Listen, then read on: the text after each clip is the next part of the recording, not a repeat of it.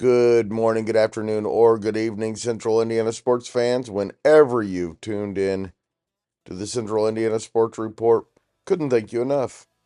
I'm your host, Greg Mengel, and this is my daily podcast. Greg and his friends talk sports 10 to 20 minutes every day, sometime between 12:01 a.m. and 6 p.m. Again, every single day, talking about what Central Indiana sports fans are talking about.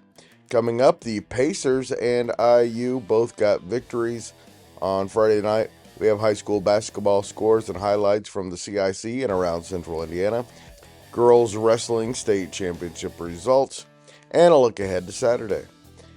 We will also hear from my friend Mike Rich on the Pacers' win in a NBA Finals rematch against the Oklahoma City Thunder. My friend Grant Shouse will talk about number one Oak Hill staying unbeaten with a win over Alexandria. And my friend Will Rutherford will give the top storylines, key matchups, and game score predictions for Sunday's AFC and NFC championship games. We'll also take a quick look at Saturday, including a big game for Purdue at home against Ben Humrickhouse and the Illinois Fighting Illini. On weekends, this podcast will mostly turn into scores, fewer details, and less off-field news because there's so much stuff.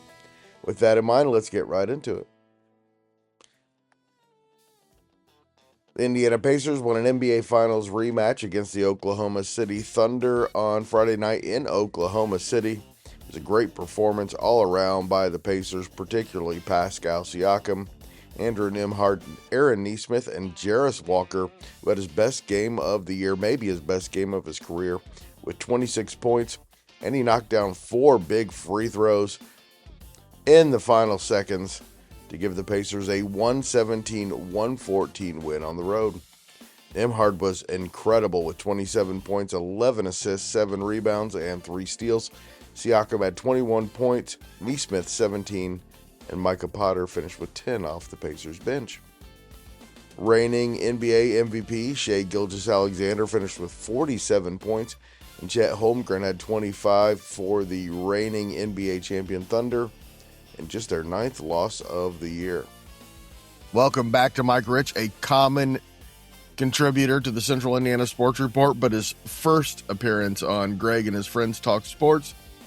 Mike, what a night for the Indiana Pacers.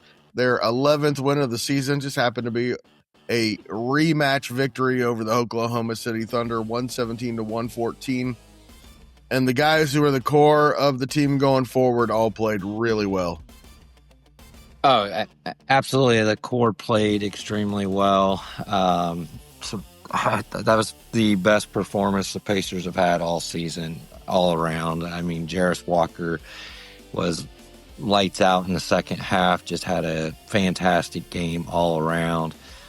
Vision on the court was great. I mean, he anticipated. The dunk off the sideline was just phenomenal. Nembhard, outstanding. Siakam, consistent as always. Nesmith was solid. Yeah, just all around. That's the best game I've seen these guys play all year. And they played them just as well as they did the first game of the year. But this time they were on the right side of the win-lose column. I think the best news of the night is Jarace Walker. Not only did he contribute 26 points, a season high, he also had 4 rebounds, 3 assists. Really good floor game for him. He iced it at the end of the game with just the free throws. They were nothing but net, and just no nerves, no nothing. It was all business. He needs to let his hair down a lot more often. That's right. Producer Susie said we need like a hashtag, let the hair out or something. Let the hair out, man. Whatever it was, man. When I first saw it, I was like, is that Obi Toppin? Is he back in? And when I saw it was Walker, I was like, yeah. And I think I was most impressed with Walker tonight. I mean, Nembhard had an awesome. Nembhard was amazing.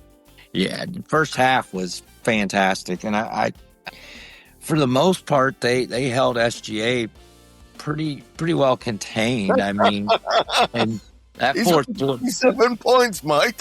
I know, but he went off in the fourth quarter, but I was like, if we can keep him under 40, I think we have a good chance at this. And then I was like, well, if we can keep him under 45, we might have a good chance at this.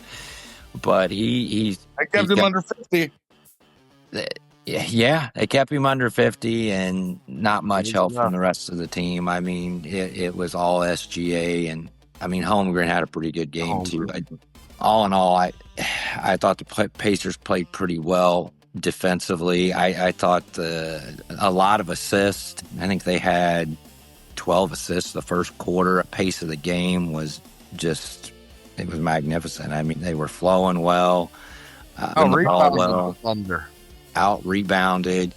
I was getting a little frustrated with Potter because he was taking too many threes and he was missing them. But towards the end and third, fourth quarter, he started hitting them in the second half. And I thought another big highlight was that block on Holmgren by Furphy in the third quarter. I thought that was pretty exciting to see. I mean, he was going up for that dunk and Furphy stopped it and got out on a fast break. But just all in all, a fun game to watch. Furphy's athletic ability and anticipation allows him to play bigger than he actually is. That's why they start him at center. Right. And I think it's a good move. I thought another good move was, I think Nembhard off the ball was helps a little bit too.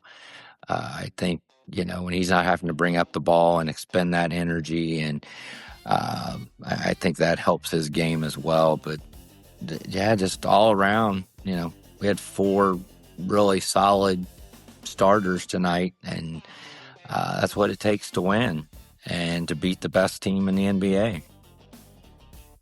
All right, Mike, let's talk again on Monday for the Pacers report and then preview the game at Atlanta and see if we can start another winning streak here.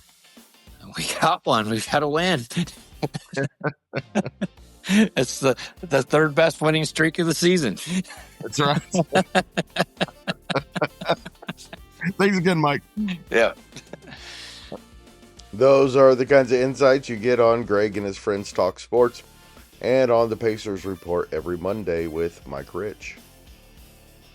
The IU men's basketball team snapped a 4-game losing streak with an 82-59 win over Rutgers on Friday night in New Jersey.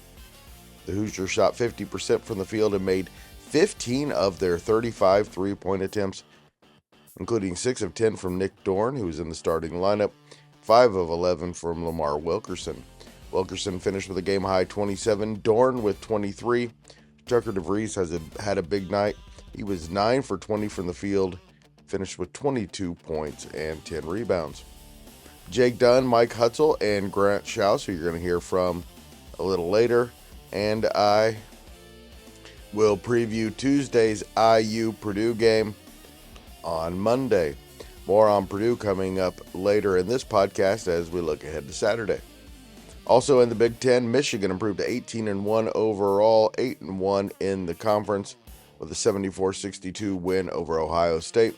Yaxel Lindenborg led the number 3 Wolverines with 18 points and 9 rebounds. Butler won its third straight game, 87-76 over Marquette. Finley Bizjack 28 points. We'll hear from my friend Will Willems of the Lebanon Reporter here in the next few days about the Bulldogs. Butler's now 13-7 overall, 4-5 in the Big East.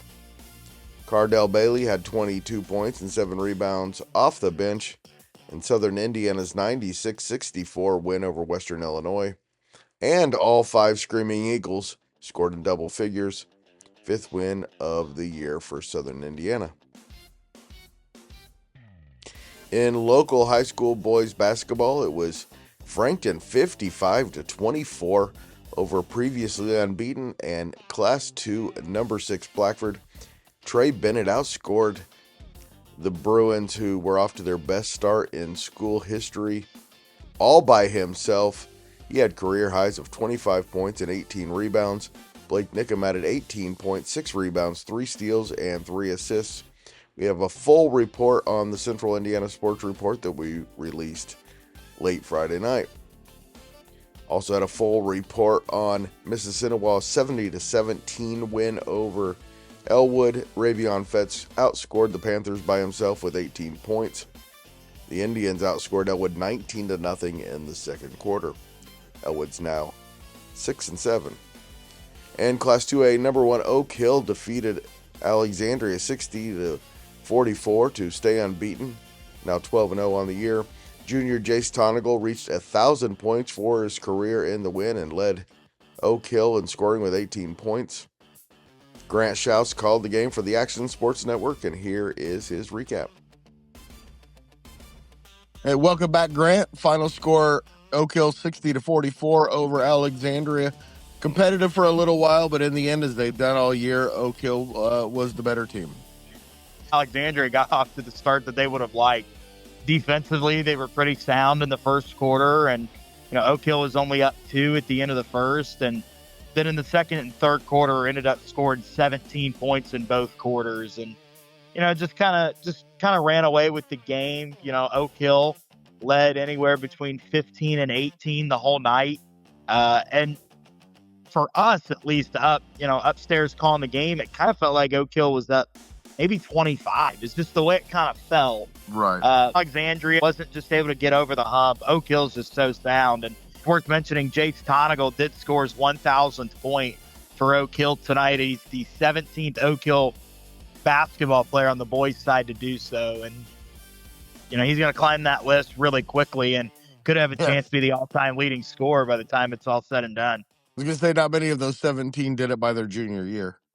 I'm not so sure if he's necessarily the fastest to 1,000. I don't think he is.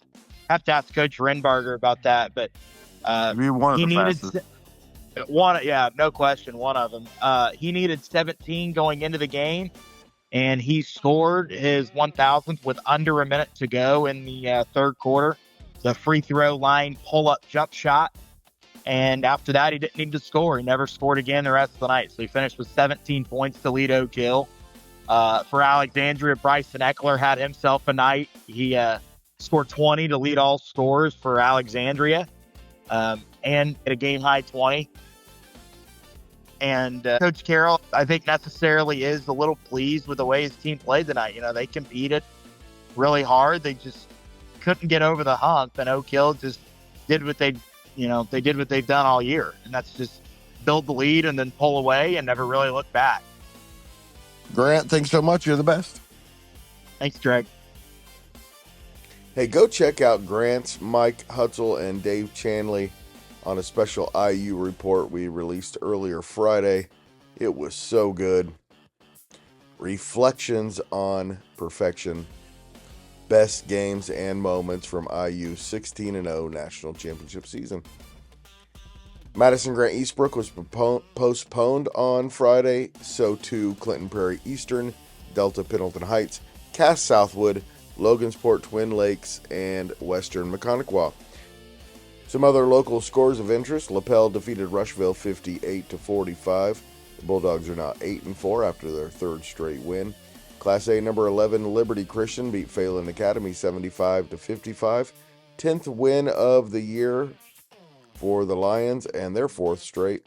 Kokomo defeated Muncie Central 66-59, and the Wildcats are now on top of the North Central Conference at 2-0. Yorktown beat Newcastle 45-31. Zayden's out 18 points, including 3 threes for the Tigers. According to our friend Cade Hampton of the Muncie Star Press. It was 3A number 7 Roncalli 43-40 over New Pal. The Royals are now 9-4. Hamilton Heights beat Lafayette Central Catholic 64-58. The Huskies' fifth straight win after an 0-7 start. It was Sheridan 74, Delphi 40. The Blackhawks are 10-2. And Carroll beat Tri-Central 51-50. The Trojans fall to 5-9. It was 6A number 7 Pike 61-55 in overtime over 6A number 6 Carmel. And 3A number 16 Guerin Catholic defeated 3A number 16 Brebeuf. They were tied in that spot 48-39. Brownsburg 43, Westfield 41. It was Center Grove 54-44 over defending state champion Jeffersonville. Lawrence Central 54-49 over Warren Central. 4A number 3 Lawrence North defeated North Central 58-52. Burris 61, Cowan 45. Northwestern 58, Wabash 54. And Shenandoah beat Westdale 69-39. Westdale is Frankton's opponent on Saturday. Not going to go into Saturday's games right now. A lot of them are probably going to be postponed. Whiteland won its first state championship in girls wrestling on Friday evening in downtown Indianapolis. Crown Point was second, Hobart third, and defending state champion Columbus East finished fourth. The girls wrestling individual state champions are Pendleton Heights junior Maddie Marsh, her third straight in 3 years. Michaela Perkins and Caitlin Fowdy of state champion Whiteland. Indian Creek's Elizabeth Dowdy and Ellen Niebert. Cathedral's Kendall Moe. Corabelle Wesley of Hobart. Crown Point's Ava Strayer. Northwood's Naima Gaffer. Charisma Lawrence of Merrillville. Highlands Alexandra Bastaic. Columbus East freshman Annabelle Redmond. Lafayette Harrison's Aaron Cobble, and Attica's Aubrey Barkowski. Busy day Saturday, some quick highlights in college basketball. Big one for the 4th-ranked Purdue Boilermakers Saturday after their loss at UCLA on Wednesday. Number 4 and 17-2 Purdue is a game behind Nebraska in the Big Ten, tied with Illinois and a few others in second place. Tipton's Ben Hummerkaus comes off the bench for the Illini. Also on Saturday, Indiana State hosts Drake at 1, Northern Illinois at Ball State at 2. And on the women's side, big one for the Ball State women. 11 a.m. at home against co-MAC leader Miami. Both teams are 15-4 overall and 7-0 in the MAC. We hope to hear from Muncie Star Press sports editor Cade Hampton about that one on Sunday's big show. And the Super Bowl 60 contestants will be determined tomorrow when the Patriots and Broncos battle at 3 on CBS. And the Rams are in Seattle on Fox to face the Seahawks at 6:30. New England is a 4.5-point favorite in Denver against Jarrett Stidham and the Broncos. The Seahawks are a 2.5-point favorite in the NFC. It was announced on Friday that Sam Darnold will play despite a muscle issue on the left side of his body. And here's my friend Will Rutherford's storylines, keys, and predictions for both games. First time on Greg and his friends talk sports, Will Rutherford of the Strictly Biased podcast. Will, a couple of what should be very competitive conference championship games on Sunday. Who you taking and why? Greg, I got the Broncos and the Rams. I'll start in the AFC. I really like Sean Payton's ability to scheme up successful plays for Jarrett Stidham. I really like the Broncos' defensive line against a quarterback that's fumbled a lot in this postseason. I think Will Campbell's been a turnstile. I expect Nick Benito to exploit him. I could be wrong. Clearly Vegas thinks that New England is a 5.5-point favorite. I don't see that. This feels like just one of those games that the home team wins because they're close, and you get a Nick Foles-esque game from Jarrett Stidham, a guy that they have no tape on this season. He didn't take a snap the whole year.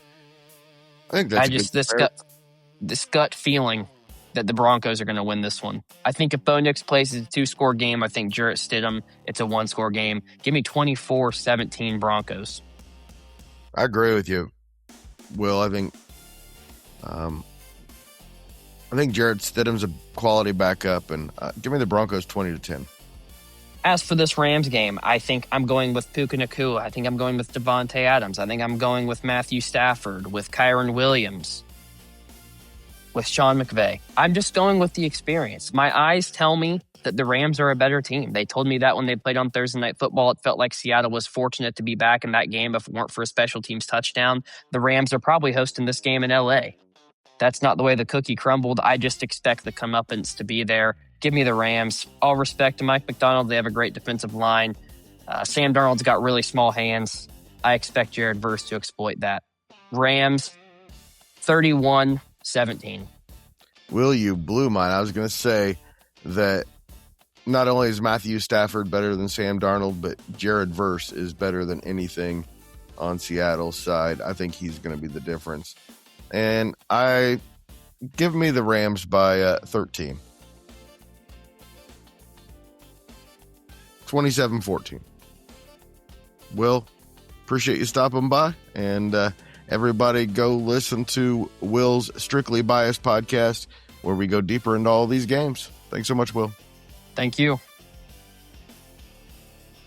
And last bit of news, apparently Colts quarterback Phillip Rivers is a candidate for the Buffalo Bills head coaching job. Interesting. See you tomorrow. Central Indiana Sports Report is a product of ITG Media, and I love Susie.